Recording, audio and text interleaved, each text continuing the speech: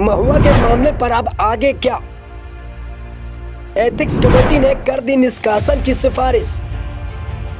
महुआ को सता रहा डर।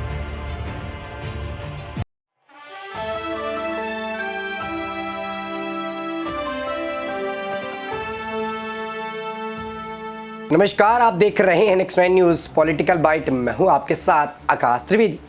संसद सदन के अंदर छिड़ा वो जंग अब इस्तीफे तक आ गया। जी दर्शकों, आपको बता दें कि महुआ मोइत्रा और निशिकांत दुबे के बीच जो जंग छिड़ी थी वो थी कि महुआ मोइत्रा सदन के अंदर पैसा लेकर सवाल पूछती और उनका आरोप लगाया गया था कि हीरा नंदानी जो कि एक बड़े बिजनेसमैन है वो इनको फंडिंग देते हैं, उनसे इनको पैसा आता है, उसके बाद ये सदन में आकर सवाल पूछती हैं।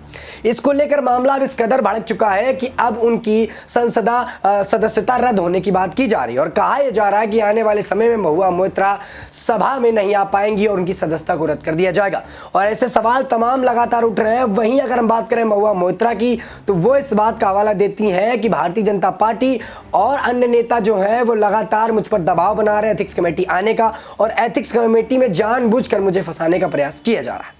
इन तमाम सवालों की जानकारी के लिए हमारे साथ हमारे सहयोगी राकेश जी जुड़े हैं। उनसे जानने का प्रयास करेंगे कि आखिरकार महुआ मोइत्रा के ऊपर जो सवाल उठ रहे हैं क्या वह सचमुच सही है, और क्या महुआ मोइत्रा जिस तरह से अपने मामले पर फंसी हैं और खुद को बेगुनाह बताती हैं, तो ये मामला कहां तक सही है। सर, आपका बहुत बहुत स्वागत है। सर, मेरा सवाल यही रहेगा कि जिस प्रकार से उनकी निष्कासन की बातें चल रही हैं, आखिर इसकी प्रतिक्रिया क्या हो सकती है? क्या पूरे मामले के चलते उनको निष्कासित किया जा सकता है? क्या वो सचमुच इस पूरे मामले पर दोषी पाई जा रही हैं?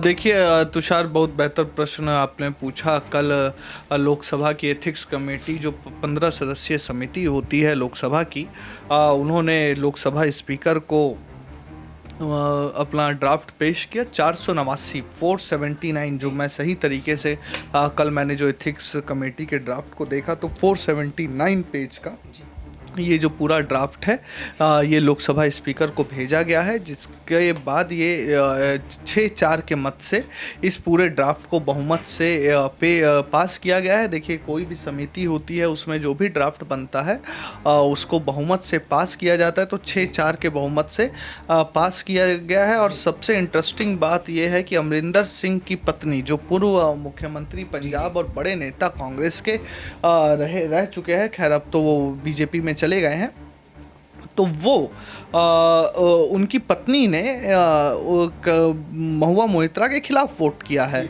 तो कहीं ना कहीं कांग्रेस के जो सांसद है वो भी महुआ मोइत्रा के खिलाफ खड़े दिख रहे हैं, क्योंकि अभी अमरिंदर सिंह की धर्मपत्नी कांग्रेस की ही संसद सदस्य हैं, कांग्रेस से ही संसद सदस्य हैं। तो ये पूरा एक मामला है। अब इसके बाद महुआ मोइत्रा का बयान आया और महुआ मोइत्रा ने इसे एक कंगारू मैच की तरह इस पूरी समिति को बताया। उन्होंने कहा कि ये समिति सही फैसले लेने में सक्षम नहीं है और ये समिति पहले से ही, ये जो समिति में बैठक में बातचीत हुई, ये मैच पहले से ही फिक्स था। तो उन्होंने इसके बारे मतलब ये पूरा उन्होंने लब्बो लुआब निकाला और एथिक्स समिति को की रिपोर्ट को कहीं ना कहीं सवालिया घेरे में एक उसके ऊपर प्रश्न चिन्ह खड़ा करने का प्रयास किया। जी, वाकई में देखिए, राकेश जी ने बताया कि महुआ मोइत्रा का कहना है कि एथिक्स कमेटी का जो ये खेल था पहले से रचाया हुआ था और ऐसे में मुझे फंसाने की कोशिश की जा रही। और वाकई में आपको दर्शकों बता दें कि महुआ मोइत्रा न सिर्फ ये बल्कि ये बयान भी देती हुई कई बार नजर आई कि अगर आपको शक है तो आप मेरी ईमेल आईडी चेक कर लीजिए, आप मेरा डेटा चेक कर लीजिए, और अगर आपको शक लगता है तो आप हीरा नंदानी को खुद हिरासत में लेके पूछताछ करके पूरी बातें कर लीजिए। हमारा इस पूरे मुद्दे से कोई लेना देना नहीं है। वहीं उन्होंने कहा कि सदन के अंदर ये सारी बातें मनगढ़ंत बनाई जा रही और मुझे फंसाने का प्रयास किया जा रहा है।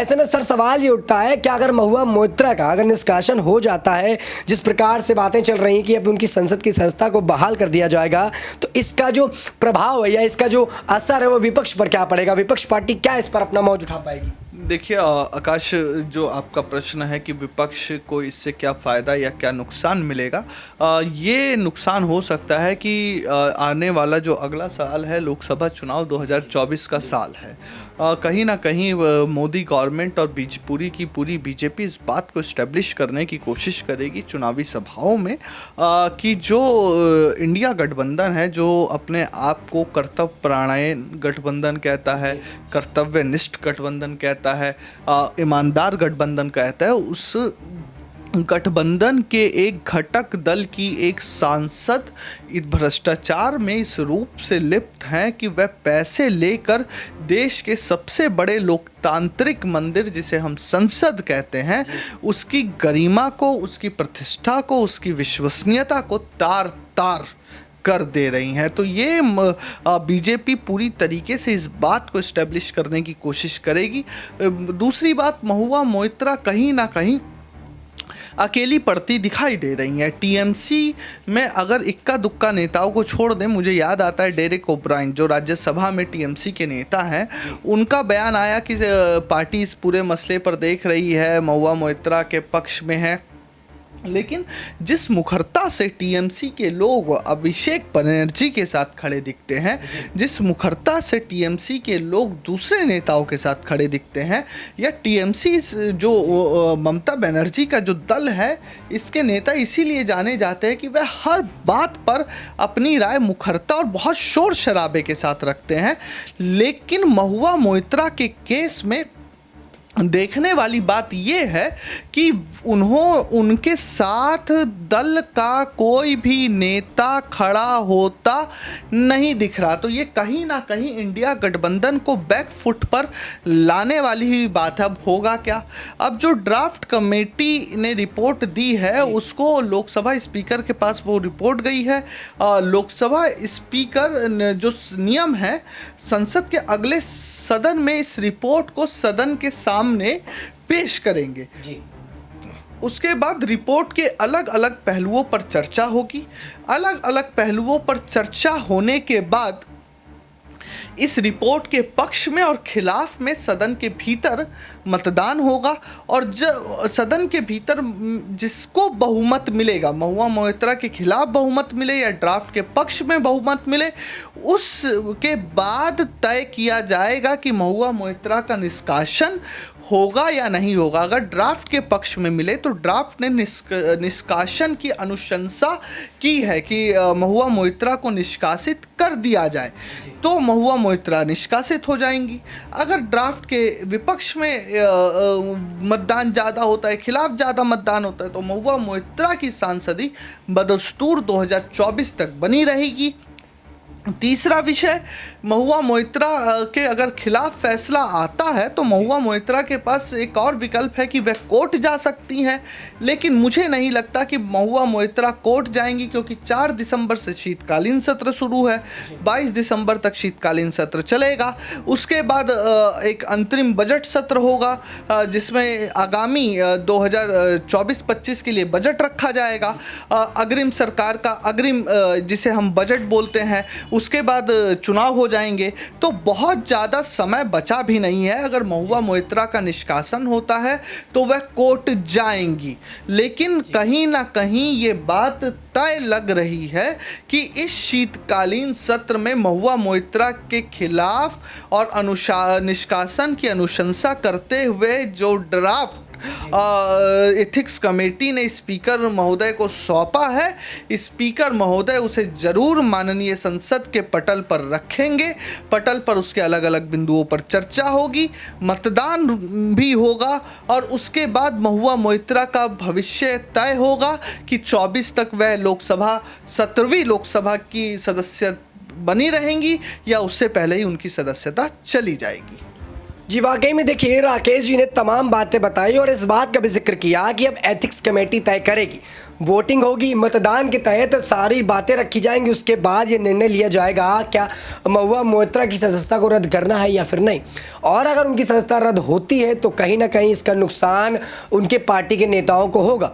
ऐसे में मेरा अंतिम सवाल सर आपसे रहेगा कि जिस प्रकार से एथिक्स समिति ने जो निष्कासन का अनुशंसा की, इसके पीछे क्या राजनीतिक कारण हो सकते हैं? क्या कोई राजनीतिक बवाल इसके इसके पीछे हो सकता है? देखिए, राजनीतिक कारण तो क्या हो सकते हैं कि हर फैसले के पीछे हम राजनीति देख सकते हैं। ठीक है, महुआ मोइत्रा लगातार जिस रूप में पीएम मोदी का विरोध करती रही हैं, पीएम मोदी के खिलाफ बोलती रही हैं, ऐसा कहा जाता था कि महुआ मोइत्रा बहुत डिस्टर्बिंग, और कई बार बोलते बोलते वो इतना खुद संवैधानिक पद पर है महुआ मोइत्रा, और एक संवैधानिक पद पर बैठे हुए व्यक्ति के खिलाफ वह इतना बोल जाती थी जो कि कहीं ना कहीं संवैधानिक पद को असहज कर देने वाली बात थी। तो राजनीतिक कारण से नकारा नहीं जा सकता है। जी वाकई में देखिए, जिस प्रकार से पूरा मुद्दा इस वक्त चल रहा है और महुआ मोइत्रा की संसद की सदस्यता को लेकर बवाल कटा हुआ है। एक तरफ एथिक्स कमेटी पर बैठकें चल रही हैं, तो वहीं महुआ मोइत्रा का कहना है कि ये विपक्षी पार्टियों की मिलीजुली भगत है, पहले से पूरा प्लान तय किया गया और मुझे फंसाने की कोशिश की जा रही। फिलहाल आपको बता दें कि इस पूरे मुद्दे पर राजनीति गरमाई हुई है और लगातार महुआ मोइत्रा अपने बचाव में काम कर रही हैं, और होने वाले माफ कीजिएगा आने वाले समय में अगर इनकी सदस्यता बहाल होती तो कहीं ना कहीं ये सुप्रीम कोर्ट का दरवाजा खटखटा सकती है। इनके पास एक ऑप्शन रहेगा, लेकिन फिलहाल एथिक्स कमेटी इस पर मीटिंग करके पूरा जो मामला है उसको सुनेगी, उसके बाद इस पर कोई फैसला किया जाएगा। दर्शकों, इस पूरे मुद्दे पर आपकी क्या रहेगी? क्या सचमुच महुआ मोइत्रा दोषी है, या महुआ मोइत्रा को फंसाने की कोशिश की जा रही, या फिर सचमुच महुआ मोइत्रा सवाल पूछने का पैसा लेती हैं बिजनेसमैन हीरानंदानी से? आप अपनी राय हमें नीचे कमेंट बॉक्स में जरूर दीजिएगा। फिलहाल के लिए इतना ही। देश दुनिया की तमाम खबरों से जुड़े रहने के लिए आप देखते रहिए नेक्स्ट 9 न्यूज़ पॉलिटिकल बाइट।